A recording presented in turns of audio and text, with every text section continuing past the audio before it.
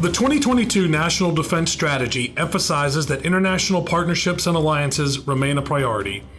In a time where we must continuously adapt, one thing remains true. Building an unmatched international network of allies and partners makes us stronger. Marine Corps Systems Command works to ensure we develop warfighting capabilities with our allies and partners. Our International Program Office's mission is to advise on international acquisition efforts to foster partner interoperability, enable capability development, build enduring alliances, and promote stability. Additionally, IP helps bring Marine Corps capabilities to the global fight, enabling allies and partners to employ state-of-the-art technology against potential adversaries. Today, I'm happy to have Jacqueline Brent on the podcast to tell us everything we need to know about the United States Marine Corps' Foreign Comparative Testing Program within Marine Corps Systems Command's International Programs Office. Jackie is the lead for Marine Corps FCT program. Welcome to the show, Jackie. Thank you for having me. So, Jackie, before we jump in and talking about FCT, can you tell me a little bit about yourself, where you're from, your background, and how did you end up here at SysCom? So, of course, I was born in Northern Virginia and started my career at SysCom in the early 90s with PM Ammunition. Came from NAVSEA as the PM secretary. Under a job swap, I went to the International Programs Directorate when they were located in the Program Support Directorate. Transferred to what is now known as the International Programs Directorate. A few years later, I was hired as an FMS case manager under the a training billet, which allowed me the opportunity to train and get into an FMS, the Foreign Military Sales training billet. When the opportunity presented itself, I accepted it, transferred to work with the Foreign Comparative Testing Program, which led us to today. All right, so FCT, Foreign Comparative Testing, that's your specialty. Can you give us an overview of what that is? Yes, Foreign Comparative Testing Program's mission is to find, assess, and field world-class technologies to satisfy valid defense requirements more quickly and economically because the U.S. does not hold the best ideas. The FCT program is a means to connect technologies to the U.S. DoD acquisition programs, which strengthens alliances by sourcing world-class solutions to shared defense problems through procurements from both sides. So what criteria would qualify a foreign technology for the FCT program? For the FCT program to consider a foreign technology, it must provide a significant cost savings, resulting in a positive return on investment, significant performance enhancements, as well as schedule savings resulting in earlier fielding of the capability, and be a novel or innovative approach. So to a large extent, cost, performance, and schedule, getting the American taxpayer a better deal. Yes. So one of the purposes for the Foreign Comparative Testing Program is to get the technology out to the field sooner. So within the program, the Foreign Comparative Testing Program, we'd like to see the technology fielded within 2 to 4 years sooner than if you would go through a regular research and development process. So once we've identified a technology that we're interested in getting from a foreign partner, what process would a program manager use? Is it the standard acquisition process, or is it shortened somehow? So the process is shortened. However, the Foreign Comparative Testing Program leverages the already program of record. So in order to get the technology to the field quicker, the PM is looking for maybe a widget to that they can embed into their specific technologies, such as the law. It's already a program of record. So any enhancements that we're looking at, we're gonna test and evaluate the enhancement, and then if it's successful, then we can get it to the field sooner. So yes, you do have to go through the acquisition process, but the fact that we're testing a non-developmental item from a foreign entity, so the technology readiness level is between a 6 and a 9. So 9, I mean, we're trying to get for the Foreign Comparative Testing Program. We're trying to get technologies from the 7 and up. So pretty mature technologies that are kind of plug and play in our application. Yes. Okay, thank you. So you've told us IP's role, but what about you, Jackie? What does a day in Jackie's life look like here at the command? So on a daily basis, we work with, within the comparative testing program, we work with the MAR4s, OSD, the services in SOCOM, the advanced technology integrators, as well as the labs, the warfare centers, as well as Joint Intermediate Force Capabilities Office, JIFCO, to as an effort to maintain awareness of the service requirements to support the foreign comparative testing program. Because through these entities, we take their information and build upon proposals to get funding for these efforts. So when you say the warfare centers, obviously there's the naval warfare centers, Yes. surface, air. Yes. Do you also do with some Army labs as well, or? So we have Army counterparts. So if we're out looking for technologies of interest and something fits within the Army portfolio, we will provide that to our counterparts, and they'll work with the Army. However, with that said, within the program offices, because we work directly with the PM offices, if they're actually working with an Army lab, then we let the program office They take lead on take that. the lead on that. Your specialty is in foreign comparative testing. Yes. What is FCT? Explain that for us. So FCT is sponsored by the OSD Research and Engineering International Prototypes and Experiments Office, of which the services in SOCOM executes the program, the Foreign Comparative Testing Program. And the FCT is under Title 10, which is the Cooperative Research and Development and Agreements. The Foreign Comparative mission is to find, assess, field world-class technologies to satisfy the valid defense requirement for quickly and economically. As we know, the United States doesn't hold all of the best technology. So not all the best ideas are here. There's great ideas coming out of some of our allies, right? Exactly. So we go and work with our allies and partners to get the innovative technologies. Okay. So what's the comparative testing part of that?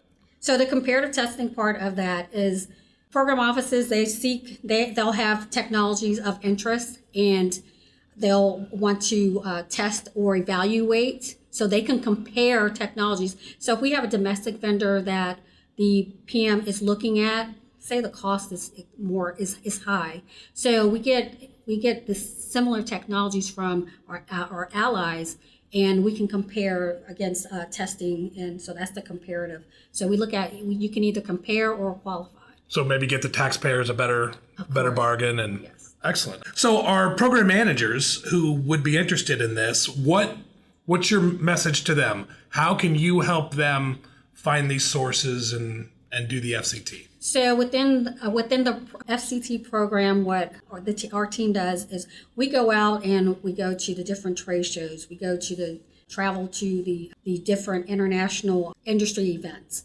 We hold government to industry days where the government will provide the industry what the Marine Corps' requirements are, or what OSD's kind of a shopping list. A shopping list. So what the services shopping list, what our interests are, and then in return, the vendors will provide their specific technologies, and then so the team for the Foreign Comparative Testing Program will take that technology and we'll provide it to the ATIs or the different stakeholders so that they to see if there's interest in in any of that technology, and then from if there is interest, then the PM can contact myself via email, and I can send them the package as to what is required to submit a foreign comparative testing proposal. Because with this, we're actually competing amongst all the services as well as SOCOM. Once a package is received, there's a process. So the best way for the PMs to get into this is to reach out to myself. We can have that conversation. All right. So Jackie is the point of contact. Yes. Hit her up.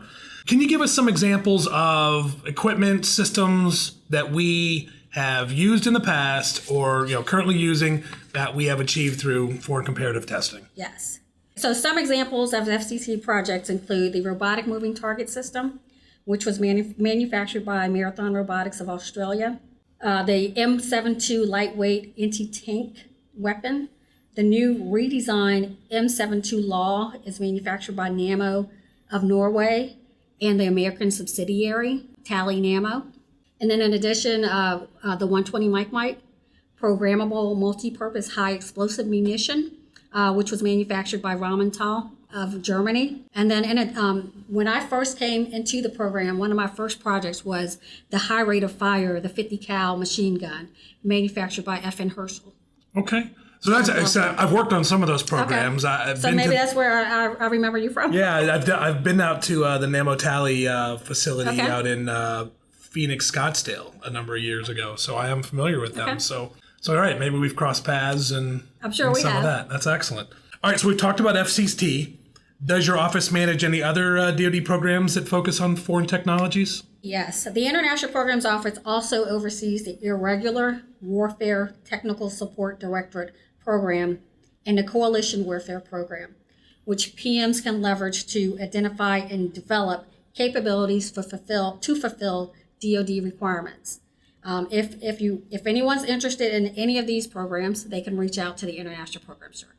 All right, so in current events, obviously, Ukraine is an example of the importance of partners and allies coming together to deter aggression. I know all services have provided some gear to this effort. Can you tell us if your office has been involved, and if so, how have we supported the endeavor? Of course.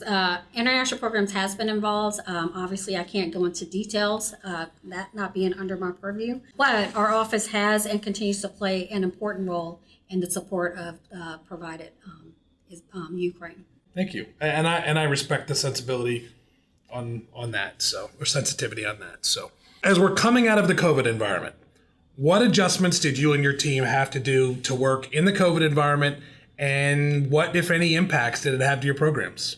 Absolutely, COVID definitely had an impact on the FCT program. It affected the travel, the foreign travel, as well as domestic travel. It affected the project schedule. It affected testing of test items. The purchasing of test items, testing at the warfare centers, getting the required documents for the foreign vendors to be able to come in and be a part of the testing evaluation event. However, as a team, we worked through these challenges, making all necessary adjustments to meet the mission, to include the way we communicated with the PMs, our sponsors, the other services, as well as our international partners. Meetings were held virtually or via telecom. The government to business meetings events were initiated, which is what making the government to business meetings is stationary in the foreign comparative testing program today. And then constant collaboration with the program offices to ensure that any ongoing projects stayed on cost, schedule, and performance. So I think that's the mantra that the whole command has gone through. We kept mission going through COVID. There were times we had to change the medium, Teams or phone calls when we would meet before.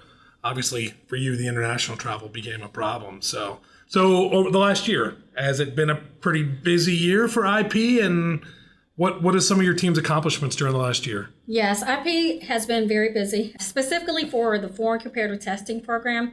We participated in over 38 industry engagements to include government to business events, trade shows, and foreign travel. And during these events, I have already mentioned that the government provides our wish list to the foreign vendor. And then on the other flip side of that, the foreign vendor provides us with technologies of interest, innovative technologies that may be of interest to our PMs or within the Marine Corps or other services. During FY22, over 681 technologies that are within the lines of effort were provided to the Marine Corps, to include the Marine Corps ATIs, JIFCO, the labs, and the other services. The Marine Corps submitted 5 FCT proposals to OSD to be considered for R&D funding. Of the 5, as a result of the 5 being submitted, OSD actually approved 4 to be funded with R&D funding, allowing the Marine Corps to bring in a little over $3 million. How 4 out of 5? Is that a decent average, or is that really good? Okay, that's really good.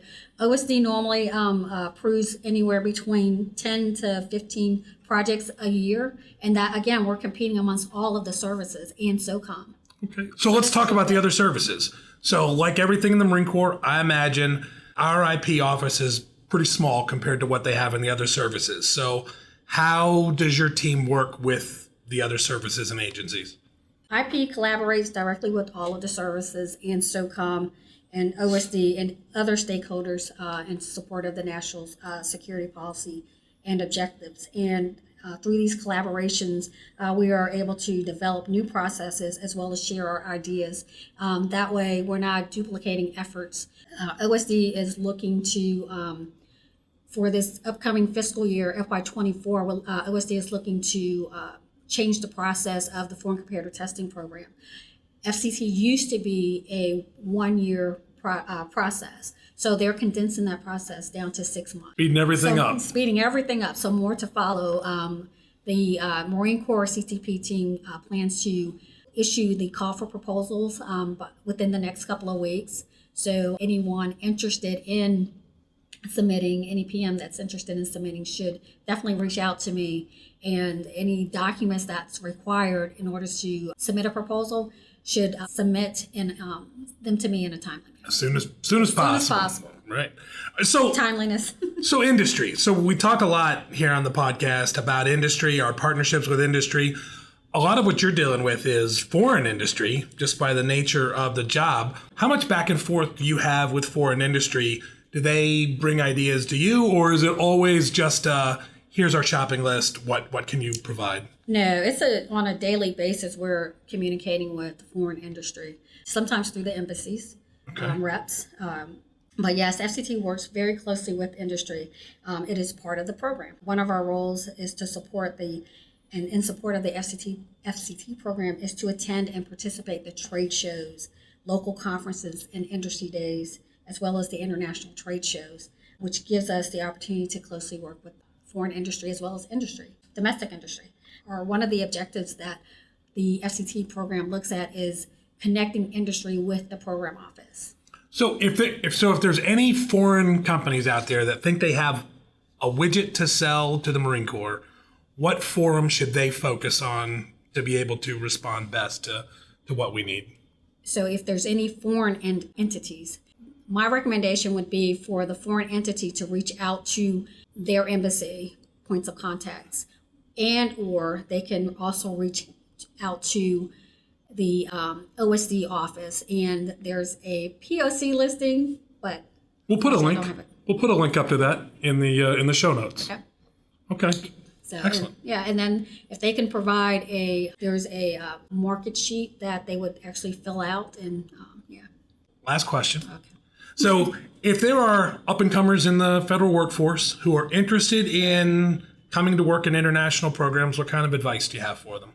Hard work, show your worth, seek available training opportunities to enhance skills, and then find a mentor, because for me, that's what worked for me.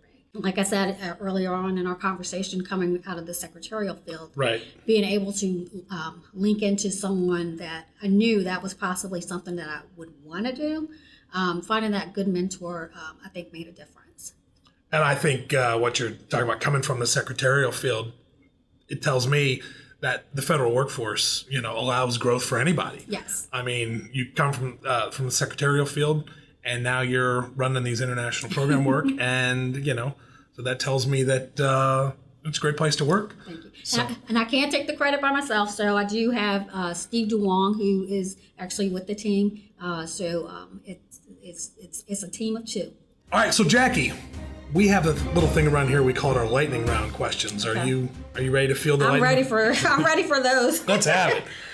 All right, so when you were a child, what did you want to be when you grew up? An undercover police officer. An undercover? Are you sure you're not doing that? I watched 21 Jump Street too much. Too much 21 Jump Street. So. Was that the old 21 Jump Street with Johnny Depp? Yes. Yeah. Yes. Okay. Excellent. All right. So if you could have dinner with any historical figure, who would it be? Harriet Tubman. Harriet Tubman. And I say it because she reminds me to be courageous in all that I do and to stand in my truth. Excellent choice. Excellent choice. Do you have any tips for maintaining a work-life balance? Yes. God first, family second, then work, and do your best at whatever job or role you hold. Excellent advice. Great ordering of the priorities. Yes. So young folks who are trying to figure out work-life balance, listen to Jackie. And then finally, What is a TV show, book, movie, or podcast that you would recommend? I said Joel Osteen's daily podcast reminds me to meditate on the positive, but also I like Susie Orman because she kind of tells me what's important, keeps me balanced. And then Oprah Winfrey's Super Soul podcast reminds me that we are all different but have something to provide. All right, so 3 podcasts recommended. I encourage people to look into them. Jackie, again, thank you very much for coming on the show. Thank you. Thank you for having me. Well, this concludes another episode of Equipping the Core. I hope you've enjoyed our conversation today. If so, please take a couple minutes to leave us a review, subscribe, and tell your friends about us. Until next time, stay safe. This is Trip Elliott, signing off.